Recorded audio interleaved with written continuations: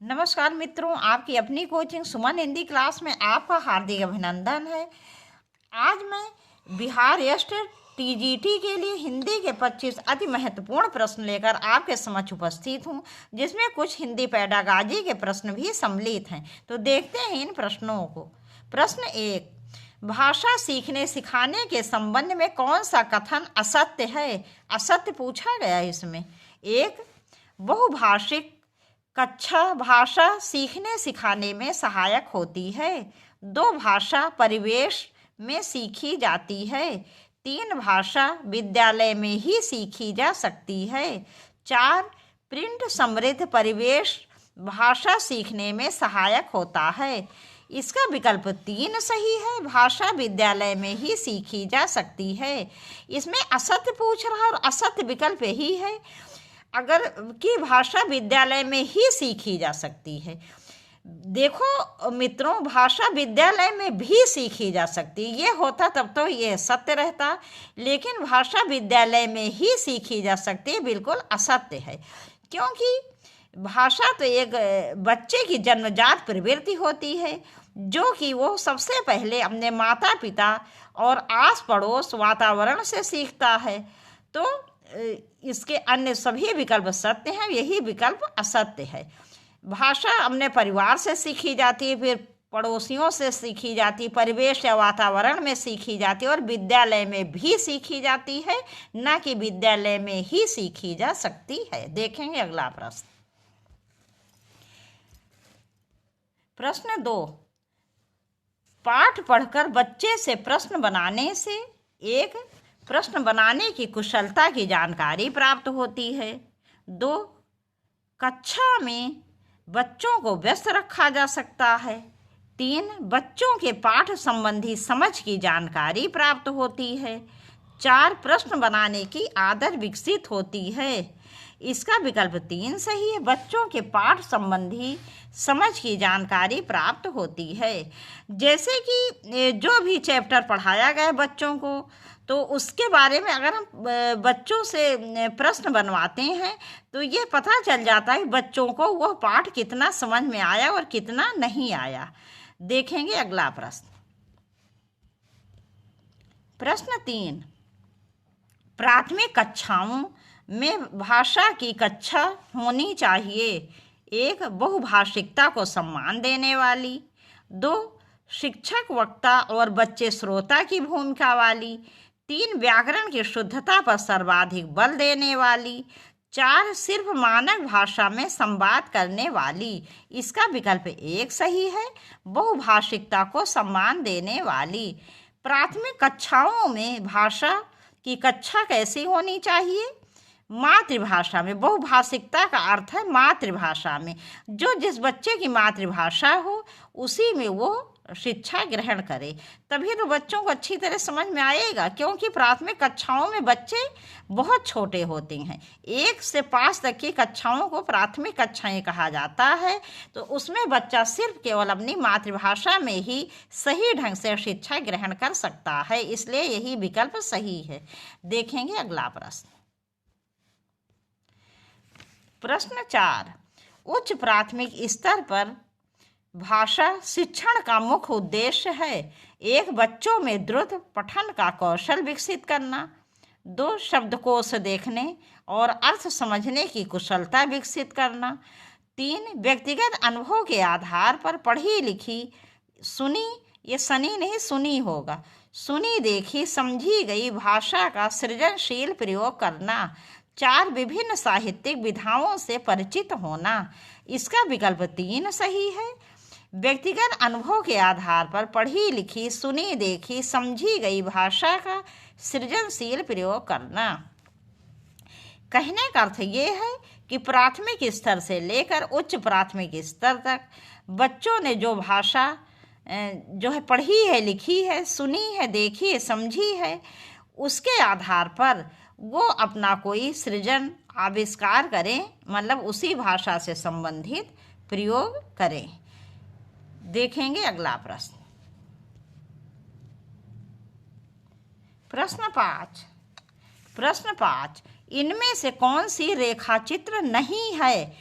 मतलब कहने का अर्थ ये है, इनमें से कौन सी रेखा चित्र विधा की रचना नहीं है? 1 अतीत के चलचित्र, 2 बोलती प्रतिमा, 3 जिंदगी मुस्कुराई, 4 माटी की मूर्तें। इसका विकल्प 3 सही, जिंदगी मुस्कुराई। ये कन्हैया लाल मिश्र द्वारा रचित संस्मरण विधा की रचना है। अन्य तीनों जो हैं ये रेखा चित्र विधा की रचना है। रेखा चित्र किसे कहते हैं? किसी भी साधारण विषय पर रेखा चित्र लिखा जा सकता है। रेखा चित्र किसी वस्तु या पात्र का आकर्षक ढंग से चित्रात्मक वर्णन है, जबकि संस्मरण का संबंध किसी कथा या घटना विशेष से होता है। संस्मरण लेखक की स्मृति में इकट्ठा या दर्ज किया हुआ विशिष्ट व्यक्ति के जीवन की घटनाओं का विवरण होता है। देखेंगे अगला प्रश्न। प्रश्न 6, पैरों में पंख बांधकर, गोरी नजरों में हम और आखिरी चट्टान तक साहित्यिक रचनाओं का संबंध किस विधा से है? 1 उपन्यास, 2 यात्रा वृत्तांत, 3 नाटक, 4 कहानी। इसका विकल्प 2 सही है, यात्रा वृत्तांत। पैरों में पंख बांधकर ये रामवृक्ष बेनीपुरी द्वारा लिखित यात्रा वृत्तांत है। गोरी नजरों में हम ये प्रभाकर माचुए द्वारा रचित यात्रा वृत्तांत है। और आखिरी चट्टान तक ये मोहन राकेश द्वारा रचित यात्रा वृत्तांत है। देखेंगे अगला प्रश्न। प्रश्न 7, नीड़ का निर्माण फिर साहित्यिक रचना है। 1 काव्य संग्रह, 2 आत्मकथा, 3 निबंध, 4 संस्मरण। इसका विकल्प 2 सही है, आत्मकथा। इसका विकल्प 2 सही है, आत्मकथा। ये हरिवंश राय बच्चन द्वारा रचित आत्मकथा है। इनकी आत्मकथा के 4 भाग हैं, जो इस प्रकार हैं। पहला भाग का नाम है क्या भूलूं क्या याद करूं। दूसरा भाग नीड़ का निर्माण फिर। तीसरा भाग बसेरे से दूर। और चौथा भाग 10 द्वार से सोपान तक। एक बार मैं फिर से रिपीट कर दे रही हूँ। क्या भूलूं क्या याद करूं, नीड़ का निर्माण फिर, बसेरे से दूर, 10 द्वार से सोपान तक। देखेंगे अगला प्रश्न। प्रश्न 8, अरुण कमल की रचना कथोपकथन है। 1 कविता, 2 आलोचना, 3 साक्षात्कार, 4 संस्मरण।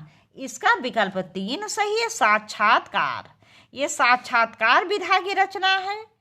कथोपकथन जिसके रचयिता है अरुण कमल जी, जिसे अंग्रेजी में इंटरव्यू के नाम से जाना जाता है। देखेंगे अगला प्रश्न।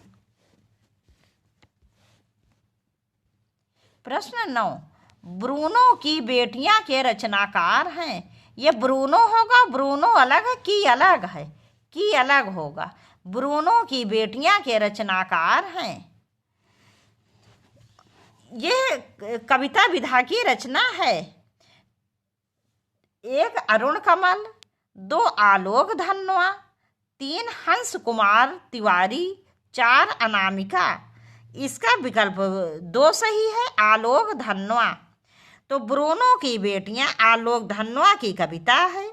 आलोक धनवा की अन्य प्रमुख कविता हैं आम का पेड़, नदियाँ, कपड़े के जूते, नींद, एक जमाने की कविता, जनता का आदमी, भूखा बच्चा, पहली फिल्म की रोशनी, समुद्र और चांद आदि। देखेंगे अगला प्रश्न।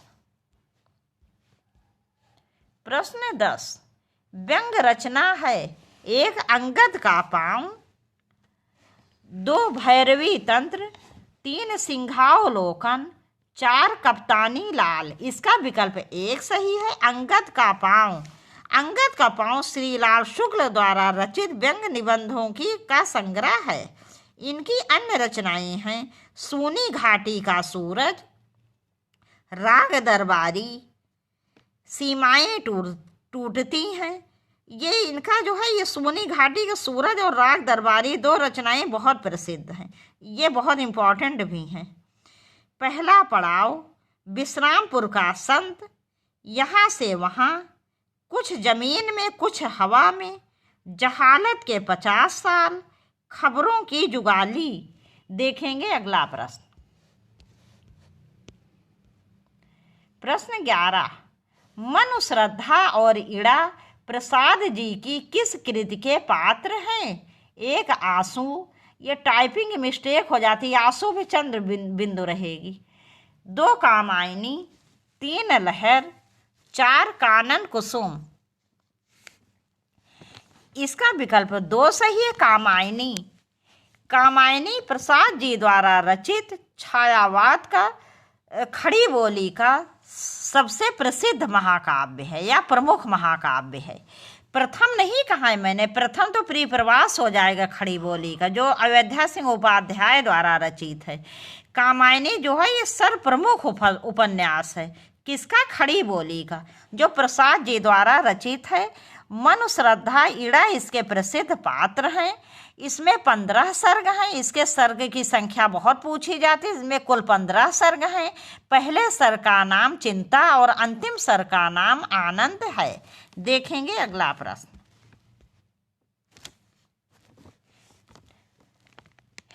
प्रश्न 12, हिंदी साहित्य के इतिहास का उत्तर मध्यकाल क्या कहलाता है?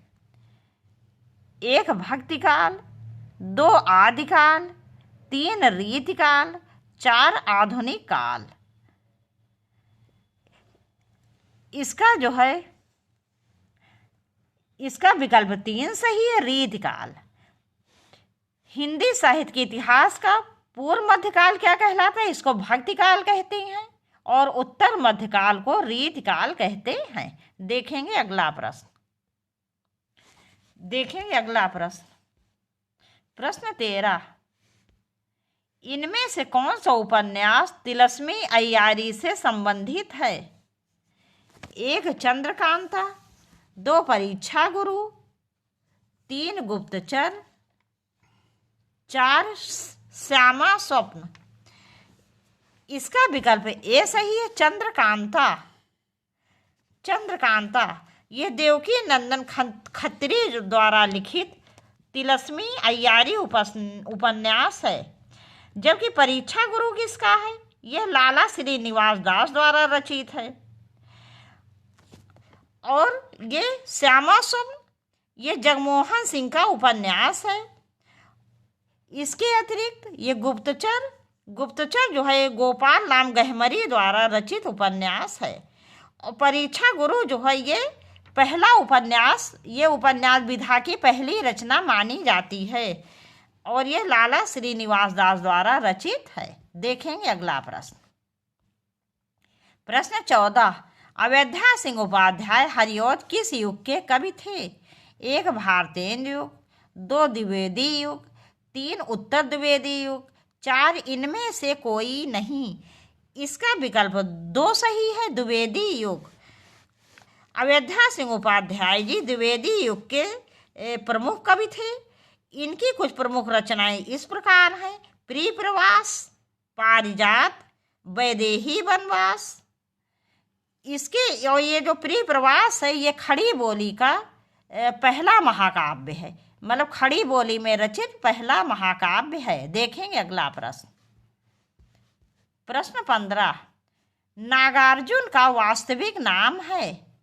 1 मंगनी मिश्र, 2 यात्री, 3 कुंभन मिश्र, 4 वैद्यनाथ मिश्र।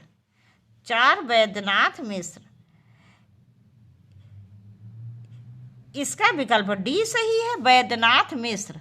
ये वैद्यनाथ मिश्र जो है इनका वास्तविक नाम है। वैद्यनाथ मिश्र। यदि आपसे पूछा जाए कि ये यात्री नाम से कविता कब लिखते थे, किस भाषा में लिखते थे, तो आपका उत्तर होगा मैथिली भाषा में। मतलब वैद्यनाथ मिश्र इनका वास्तविक नाम है नागार्जुन जी का, और ये मैथिली भाषा में यात्री के नाम से रचना करते थे। देखेंगे अगला प्रश्न। प्रश्न 16, गजानन माधव मुक्तिबोध थे। अच्छा, गजानन माधव ये मुक्तिबोध दो जगह, ये जो है ये टाइपिंग की मिस्टेक है, दो जगह आ गया है मुक्तिबोध, ये एक जगह होना चाहिए। इनका पूरा नाम है गजानन माधव मुक्तिबोध। तो गजानन माधव मुक्तिबोध थे, एक ग्वालियर से, दो देहरादून से, तीन इलाहाबाद से, चार वाराणसी से। इसका विकल्प एक सही है, ग्वालियर से। इसका विकल्प एक सही है, ग्वालियर से। गजानन माधव मुक्तिबोध का जन्म 13 नवंबर 1917 को श्योपुर, ग्वालियर, मध्य प्रदेश में हुआ था। देखेंगे अगला प्रश्न। प्रश्न 17, इनमें से कौन प्रबंध काव्य नहीं है? इनमें से कौन प्रबंध काव्य नहीं है? एक विष्णुप्रिया, दो कनुप्रिया, तीन परिमल, चार आत्मजयी। इसका विकल्प तीन सही है, परिमल। इसका विकल्प तीन सही है, परिमल। ये तीनों जो है प्रबंध काव्य है, जबकि परिमल केवल काव्य है। देखेंगे अगला प्रश्न। प्रश्न 18। प्रश्न 18, हवा हूँ, हवा में बसंती हवा हूँ, सुनो बात मेरी, अनोखी हवा हूँ। इन पंक्तियों के कवि हैं? एक केदारनाथ सिंह, दो केदारनाथ अग्रवाल, तीन भवानी प्रसाद मिश्र, चार सुभद्रा कुमारी चौहान। इसका विकल्प दो सही है, केदारनाथ अग्रवाल। केदारनाथ अग्रवाल इन पंक्तियों के कवि हैं, जब इनकी मुख्य रचनाएं इस प्रकार हैं: युग की गंगा, नींद के बादल, फूल नहीं रंग बोलते हैं, आग का आईना, अपूर्वा। देखेंगे अगला प्रश्न। प्रश्न 19, चांद का कुर्ता कविता के कवि हैं? ये चांद में चंद बिंदु रहेगी। एक राम नरेश त्रिपाठी, दो सर्वेश्वर दयाल सक्सेना, तीन रामधारी सिंह दिनकर, चौथा श्रीनाथ सिंह। श्रीनाथ सिंह, इसका विकल्प सी सही है, इस रामधारी सिंह दिनकर। चांद का कुर्ता रामधारी सिंह दिनकर की रचना है। दिनकर जी की कुछ प्रमुख रचनाएं इस प्रकार हैं: कुरुक्षेत्र, रश्मिरथी, रेणुका, हुंकार, दिल्ली, उर्वशी, परशुराम की प्रतीक्षा, धूप और धुआं, इतिहास के आंसू। देखेंगे अगला प्रश्न। प्रश्न 20। प्रश्न 20, गीतों के राजकुमार उपनाम से जाने जाते हैं?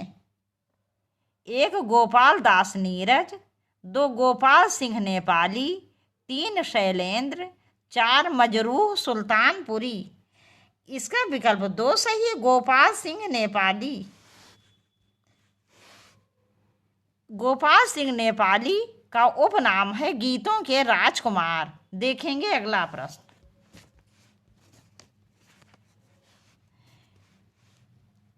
कागजी के पैरहन हैं। कागजी के पैरहन हैं। एक सादत हसन मंटो की आत्मकथा, दो कृष्णचंद्र की जीवनी, तीन राजेंद्र सिंह की बेदी की जीवनी, चार स्तंभ चुगताई की आत्मकथा। इसका विकल्प डी सही है, स्तंभ चुगताई की आत्मकथा। देखेंगे अगला प्रश्न।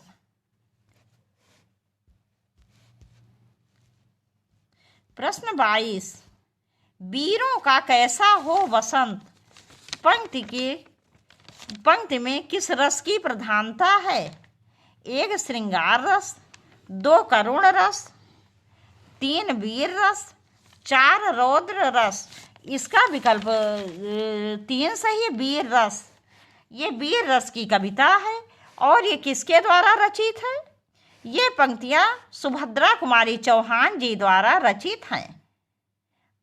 वीर रस का स्थायी भाव क्या होता है? उत्साह, श्रृंगार रस को क्या कहा जाता है? रसराज, रसों का राजा, और रसों का राजा माना गया इसे, और ये सर्वश्रेष्ठ रस माना गया है। करुण रस का, श्रृंगार रस का स्थायी भाव क्या है? रति। करुण रस, जहाँ पर अपना कोई प्रिय व्यक्ति या वस्तु हमेशा के लिए, सदैव के लिए हमसे दूर हो जाता है, वहाँ करुण रस होता है। ऐसी में शोक नामक स्थायी भाव करुण रस में परिणत हो जाता है। रौद्र रस, रौद्र रस का स्थायी भाव क्या है? इसका स्थायी भाव क्रोध होता है। देखेंगे अगला प्रश्न।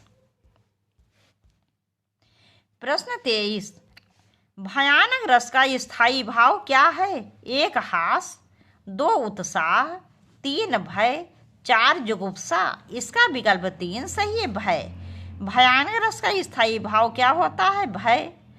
हास्य रस का स्थायी भाव हास है। वीर रस का स्थायी भाव उत्साह, और जुगुप्सा, बीभत्स रस का स्थायी भाव जुगुप्सा या घृणा होता है। देखेंगे अगला प्रश्न।